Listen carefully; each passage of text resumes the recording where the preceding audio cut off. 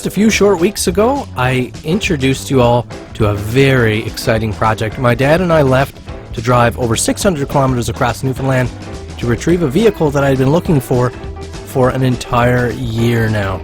Almost ready for the big reveal, guys? What do you think? It's a project.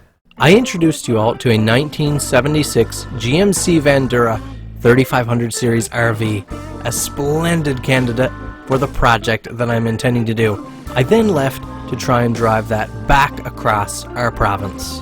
Now, unless you're feeling like scraping rubber off the front of your truck, you best stay back, because I'm about to light them up.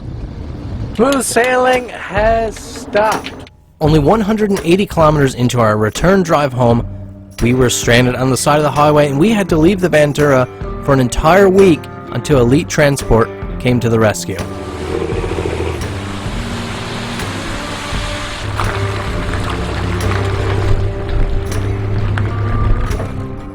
In the last episode of this series, I told you guys exactly what my plan was for this project. To turn this old, worn-out RV into an awesome 1-ton work truck. Now we have a lot of work to do because, for starters, we have a vehicle that's not even running right now, and that's a problem. So let's get to work. First thing we're going to do today is swap out the plugs. We're wondering if there's a firing issue. As you can see here, the plugs probably haven't been changed in a while. Here it is, guys. I always talk about that high school socket set. My first real piece of toolkit that I got. Here it is. Pristine.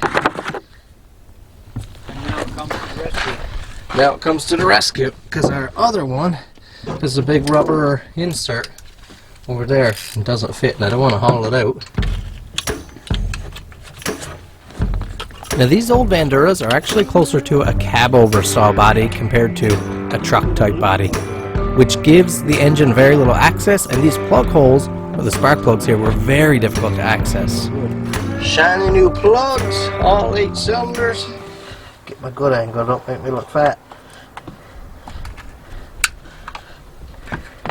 I'll have to take off the void angle lens. We have a cap and rotor on the way, but we don't have it here. It's going to take a few weeks, but we did pull off the cap and rotor here, cleaned up the contacts. There was some corrosion, oxidation there that we dealt with. There's the plugs, guys. They don't look, a couple of them looked soggy, like maybe they weren't burning off their fuel like they should. But they don't look, well, I mean, they're a really ugly plug. Like that one there. Who's to say? Yeah, this one soaking wet. So who's to say that we don't have some weak sparking in there that's just making it run real junky. So we have 8 new plugs. We checked, the wires look excellent. We did have a real dirty connection on the rotor button in there. So we cleaned that up, some oxidization, so even some rust there on the contact point on the rotor button. Next, we prepared the exhaust to replace the exhaust gasket that we lost on the way out. We're just waiting for that to arrive.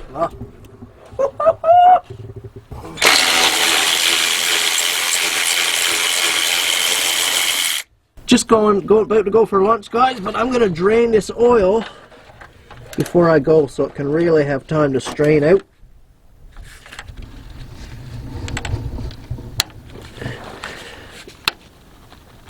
Who knows how long it's been since this oil been drained. According to the look of the rest of the machine, probably some time.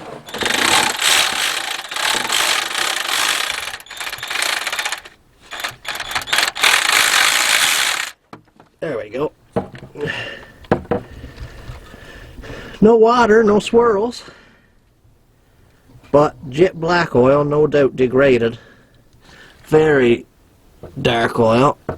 So I'm guessing it's, been a lot of miles, not even as many miles on it as it is time just sitting in the engine. So it'd be nice to get a fresh filter on there, some fresh oil.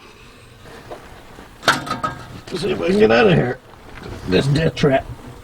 Do you see the chassis, Dad? Yep. Man, look at this floor. Check out this floor here, guys.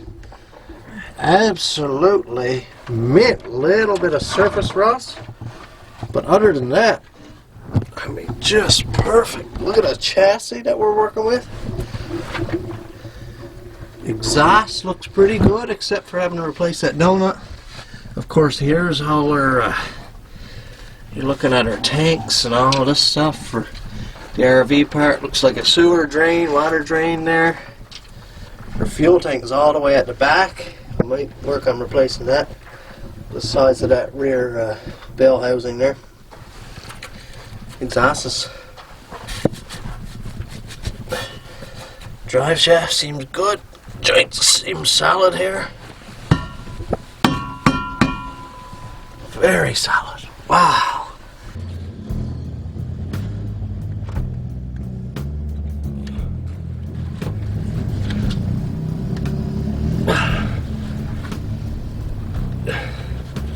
The filter is larger than either of us have a filter wrench for. Really big filter on this engine. Can I put my hand now, I wonder? Yeah.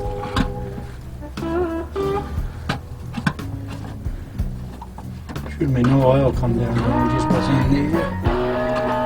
What's in the Filter filter? I'm hoping for, yeah. Drop your sleeve. Nope. Oh, shucks. Just a little bit of my hand there.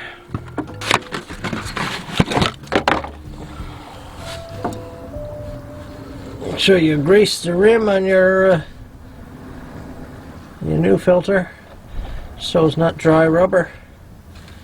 So here is why you grease the rim of your filter.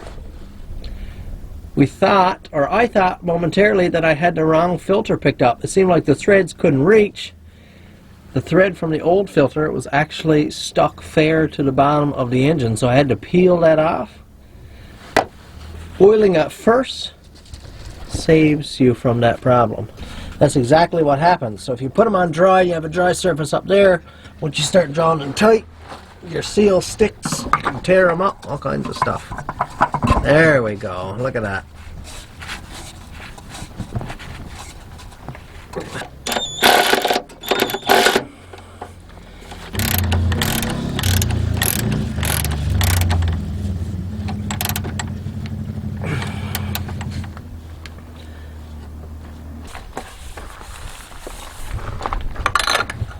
She is gonna like this. Some synthetic blend from Pennzoil.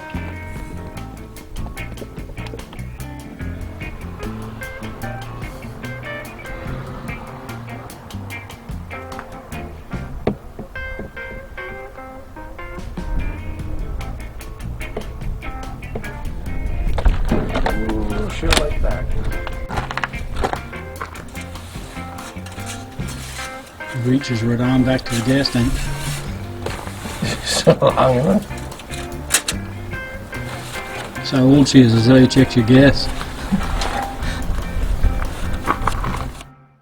The last time we tried to run this vehicle, it just did not do it. I barely hobbled it around the house here just to get it parked in this spot. Since we've done new spark plugs, cleaned up the rotor button and distributor contacts, we have changed the oil, and now we're about to do a test to see if our work made any difference. Let's get our fingers crossed here.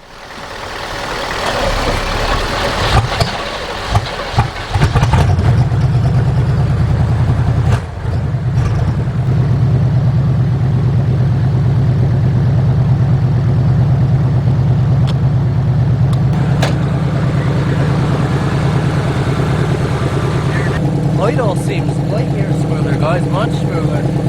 Sounding good, but then it idled before. So, just let it warm up. We'll see what happens. Leagues ahead of where she was.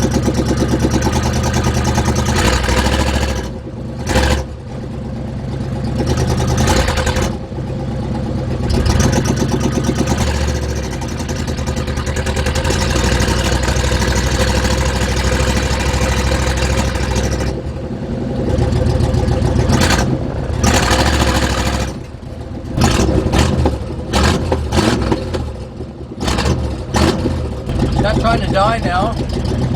I I can put it in drive, hold it. It's a world of difference. And she's still dropping occasionally.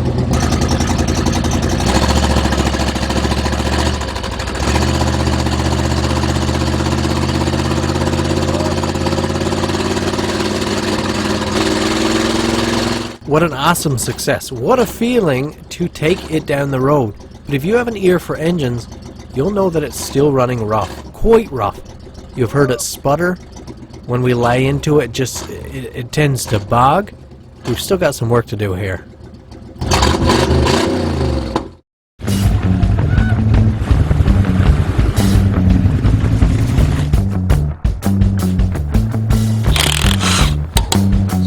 No. Got it.